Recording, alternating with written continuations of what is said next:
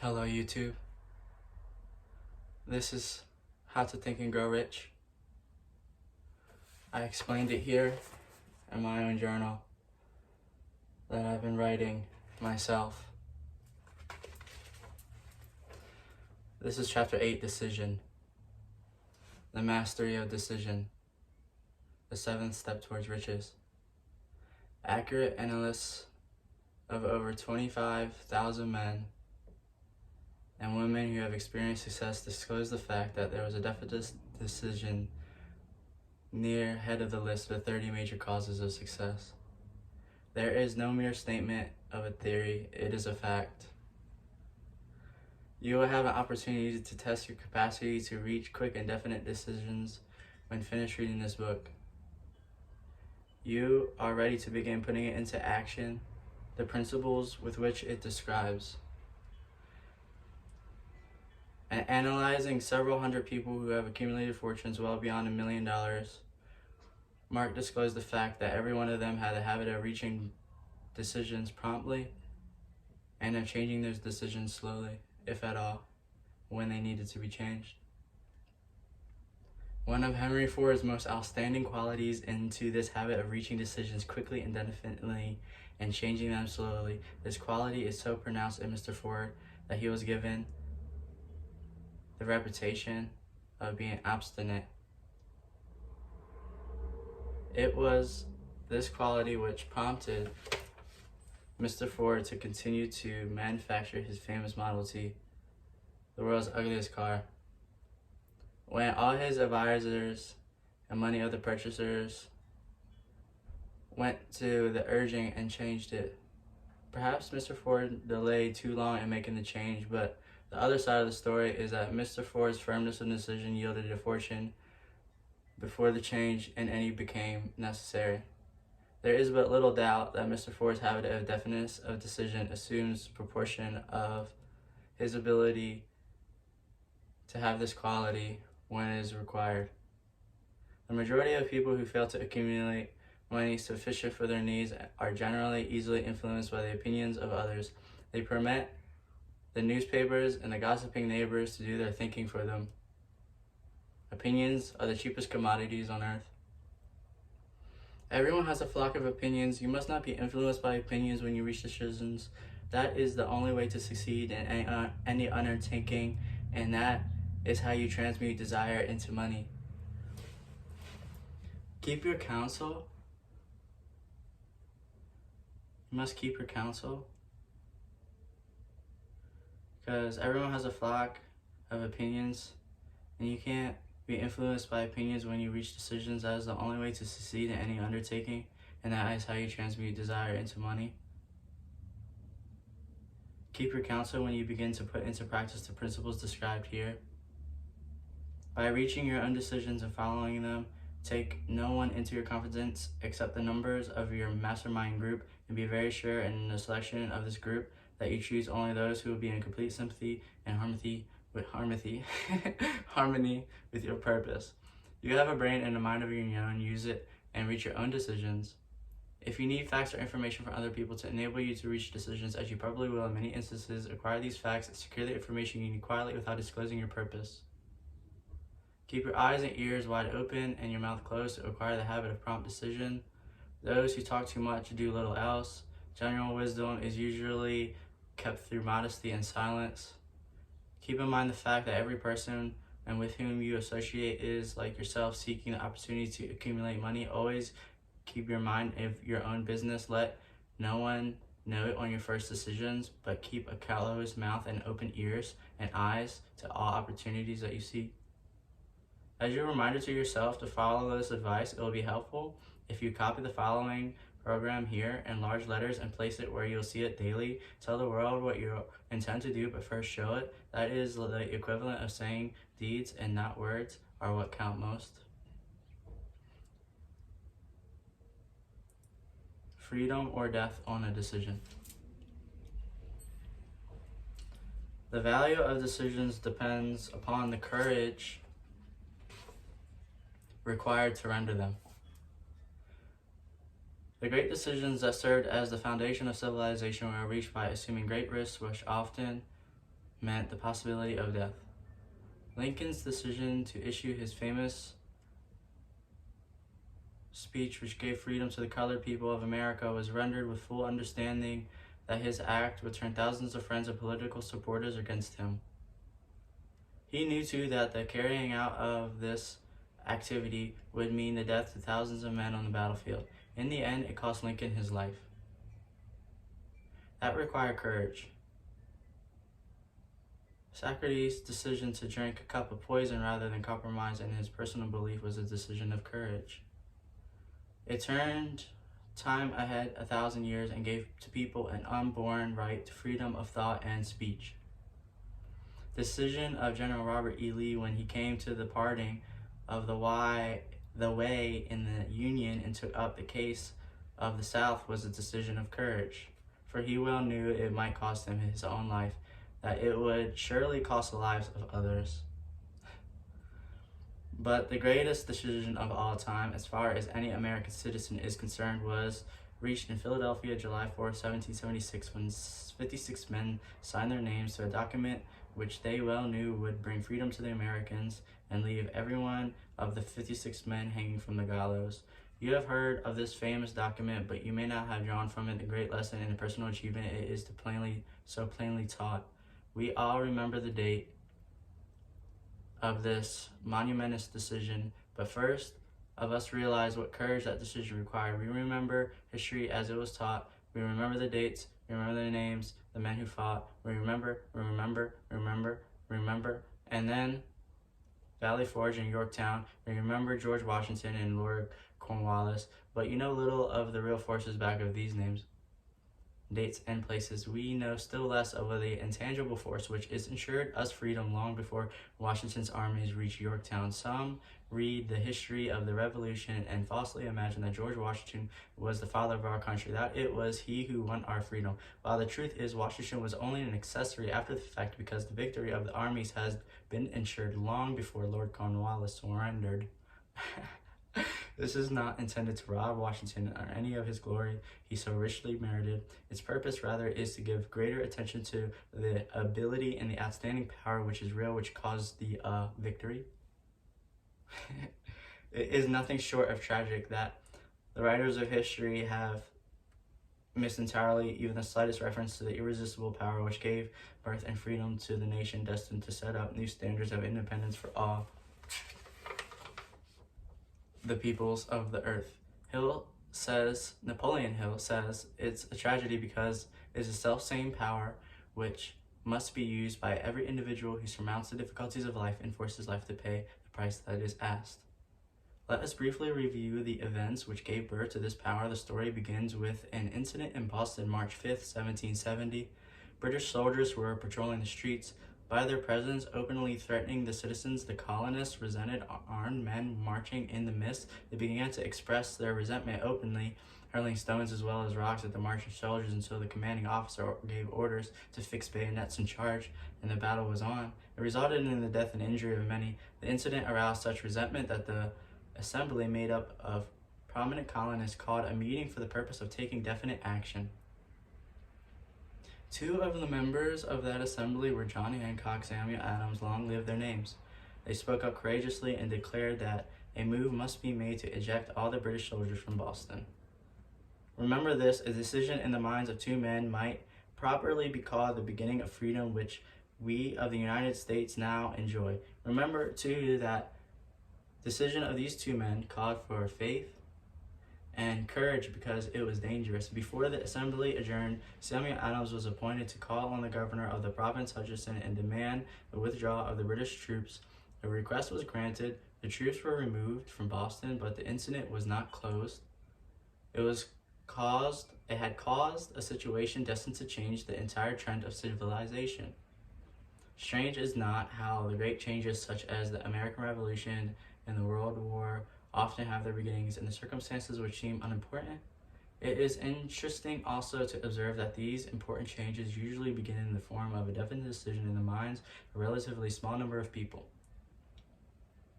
Few of us know the history of our country well enough to realize that John Hancock, Samuel Adams, and Richard Henry of the province of Virginia were the real factors and the real fathers of our country. Richard Henry Lee became an important factor in this story for the reason of the fact that he and Samuel Adams communicated frequently by correspondence, sharing their ideas concerning the welfare of people.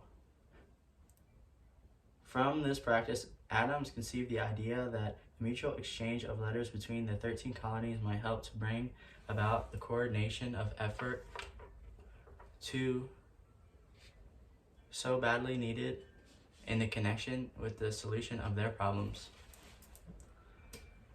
2 years after the clash with the soldiers in Boston, March 72, Adams presented this idea in the assembly in the form of a motion of the Correspondence Committee by established among the colonies with definitely appointed correspondents in each colony for the purpose of friendly cooperation for the betterment of the colonies of British America. Mark well this incident.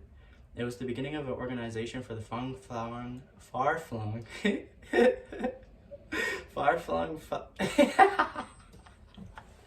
oh my gosh, far-flung power. Okay, hold on. Mark well this incident. Far-flung power. And it was the committee and the correspondents observed that this is more provided in the way of increasing the power of the mastermind by abiding to it. Men from all the colonies. Take notice that this procedure constituted first organized planning of the colonists, and in union there is strength. The citizens of the colonies had been waging disorganized warfare against the British soldiers through incidents similar to the Boston riot, but nothing of benefit had been accomplished. Their individual grievance had not been consolidated under a mastermind group. No group of individuals had put their hearts, minds, and bodies together in one definite decision to settle their difficulty with the British once and for all until Adams, Hancock, and Lee got together. Meanwhile, the British were not idle. They too were doing some of their own masterminding, or their own account, with the advantage of having back of them many organized soldiery. The Crown appointed Gage to supplant Hutchinson as governor of Massachusetts. One of the new governor's first acts was send a messenger to call upon Samuel Adams for the purpose of endeavoring to stop his opposition by fear.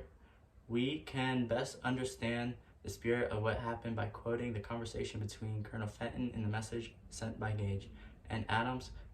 Colonel Fenton, I had been authorized by Governor Gage to assure you, Mr. Adams, that the governor has been empowered to confer upon you such benefits as would be satisfactory, endeavoring to win Adams by promise of bribes, upon the condition that you engage to cease in your opposition to the measures of the government. It is the governor's advice to you, sir. Sorry. It is the governor's advice to you, sir, not to incur further unpleasure on His Majesty. Your conduct has been such as it makes you liable for penalties and acts of Mr. Henry, by which persons can be sent to England for trial or for treason, or imprisonment of treason, at the discretion of a governor of province. But by changing your political course, you will not only receive great personal advantages, but you will make your peace with the king.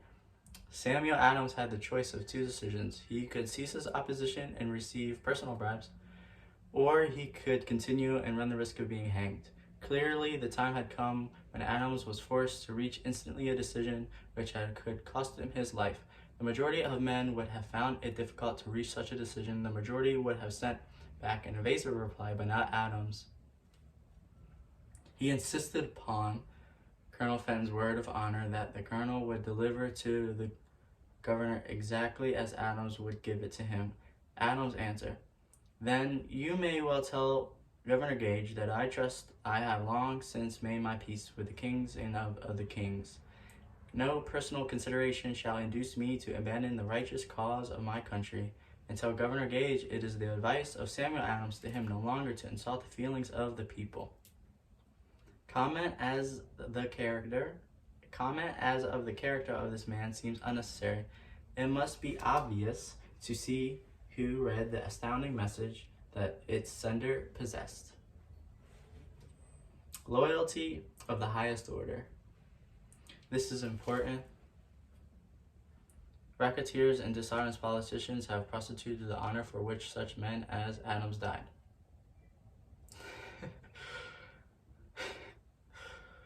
When Governor received the Adams reply, he flew into a rage and issued a statement which read, "I do hereby in His Majesty's name offer and promise His most gracious pardon to all persons who shall lay their arms and return to their duties, the peaceable subjects, except only from the benefit of such a pardon, Samuel Adams and John Hancock, whose offenses are too unnecessary of nature to omit any of them in consideration but that of punishment." As one might say in modern slang, Adams and Hancock were on the spot. The threat of the innate governor forced the two men to reach another decision equally as dangerous. They hurried, called a secret meeting of the followers. Here the mastermind began to take on momentum. After the meeting had been called to order, Adams locked the door, placed the key in the pocket, and informed all present that this is imperative, as the Congress of the colonists had been organized, and that no man shall leave the room until his decision for such a Congress had been reached. Great excitement followed. Some weighed the possible consequences of some old man fear. Some expressed grave doubt as to the wisdom of such a definite decision and the defiance to the crown. Locked in that room were two men immune to fear, blind to the possibility of failure. Hancock and Adams, through the influence of their minds, the others were induced to agree that through the Correspondence Committee, agreement should be made for a meeting of the First Continental Congress to be held in Philadelphia, September 5th, 1774. Remember this date. It is important. It is important. It is important then July 4th, 1776. If there had been no decision to hold Continental Congress, there could have been no signing of the Declaration of Independence. Before the first meeting of the new Congress, another leader in a different section of the country was deep in the throes of publishing a summary view of the rights of the British American. Was Thomas Jefferson of the province of Virginia, whose relationship to Lord Dunmore, representative of the Crown of Virginia, was as strained as that of Hancock and of Adams with the governor. Shortly after his famous Summary of Rights was published, Jefferson was informed that he was subject to prosecution for high treason against Majesty's government. Inspired by the threat, one of Jefferson's colleagues, Patrick Henry, boldly spoke his mind, including the remarks with the sentence which shall remain forever a classic. It is this: "If this be treason, then make the most of it." It was such men of these who, without power, without authority, without military strength, without money, sat in solemn consideration of the destiny of the colonies, beginning at the opening of the First Continental Congress and containing intervals for 2 years until June 7th, 1776. Richard Henry Lee arose, addressed the chair, and to the startled assembly made this motion: "I make the motion that these united colonies are of our right ought to be free and independent states, that may be absolved from all allegiance to the British Crown, and that all political connection between them and the state of Great Britain ought to be totally dissolved." Lee's astounding motion was discussed, and at such a length that it began to lose patience. Finally, after days of deliberation, he again took the floor and declared in clear, firm voice, "Mr. President, we have discussed the issue for days. It is only course for us to follow. Why then, sir, why do we longer delay? Why still deliberate? Let this happy day give birth to an American Republic. Let her arise not to devastate and conquer, but to reestablish a reign of peace and law. The eyes of Europe are fixed upon us. She demands us a living example of freedom that may exhibit a contrast to ever-increasing tyranny." Before his motion was finally voted upon, Lee was called back to Virginia because of a serious family illness, but before leaving, he placed his cause in the hands of his friend Thomas Jefferson, who promised to fight until favorable action was taken. Shortly thereafter, the President of Congress, Hancock, appointed Jefferson as the chairman of the committee to draw upon Declaration of Independence. Long and hard the committee labored on a document which would mean, when accepted by Congress, that every man who signed it would be signing his own death warrant should the colonies lose in the fight with the Great Britain. That was sure to follow. The document was drawn, and on June 28th, the original draft was read before the Congress for several days. It was discussed, altered, and made ready. On July 4, 1776, Thomas Jefferson stood before the Assembly and fearlessly read the most monumentous decision ever placed upon paper. When in the course of human events it is necessary for people to dissolve the political bands which have connected them with another, and to assume many of the powers of earth which separate and equal the station to which the laws of nature and nature's God entitle them to, a decent respect to the opinions of mankind, and it requires that we should declare the causes which impel them to the separation. When Jefferson finished, the document was voted upon, accepted, and signed by 56 men, every one of them staking their own lives on this decision to write his name. By that decision came into existence a nation destined to bring to mankind forever the privilege of making decisions, by decisions made in a similar spirit of faith. And only such decisions can men solve their personal problems and win for themselves high estates of material and spiritual wealth. Let us not forget this. Analyze the events which led to the Declaration of Independence, and be convinced that this nation, which now holds a position for commanding respect and power among all nations of the world, was born of a decision created by a mastermind consisting of 56 men.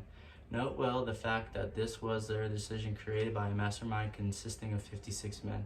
Note well the fact that this was their decision that ensured success of Washington's armies, because the spirit of that decision was in the heart of every soldier who fought with him, and reserved spiritual power which recognizes no such thing as failure. Note also, with great personal benefit, that the power which gave this nation of freedom is the self-same power that must be used by every individual who becomes self-determining. This power is made up of the principles described in this book, and it will not be difficult to detect in the story of the Declaration of Independence. At least 6 of these principles: desire, decision, faith, persistence, the mastermind, and organized planning. Throughout this philosophy will be found the suggestion that, backed by strong desire, has a tendency to transmute itself into physical equivalent.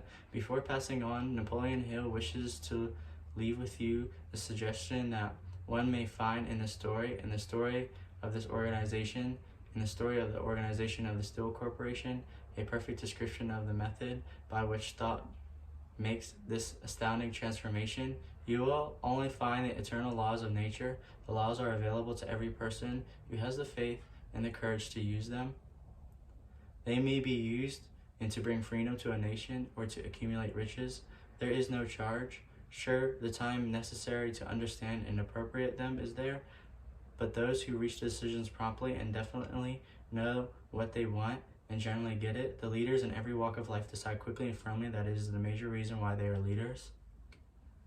The world has the habit of making room for the man whose words and actions show that he knows where he is going.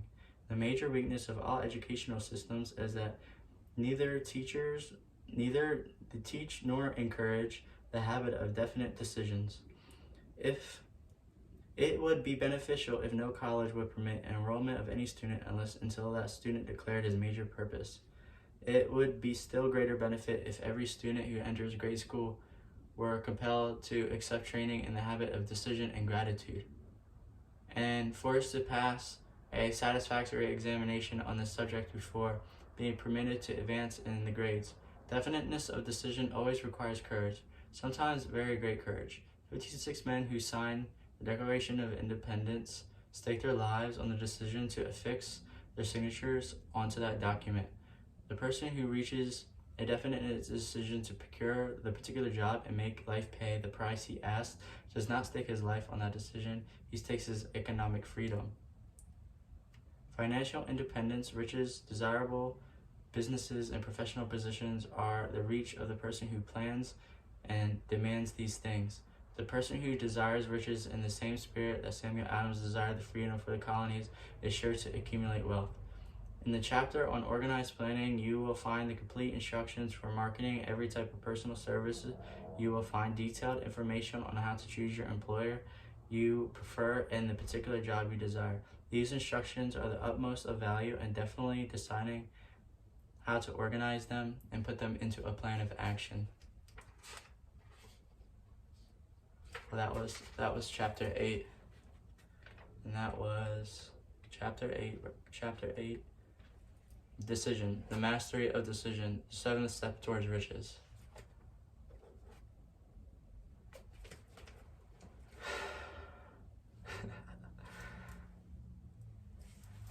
My name's R.O. You can call me R.O. That's my name.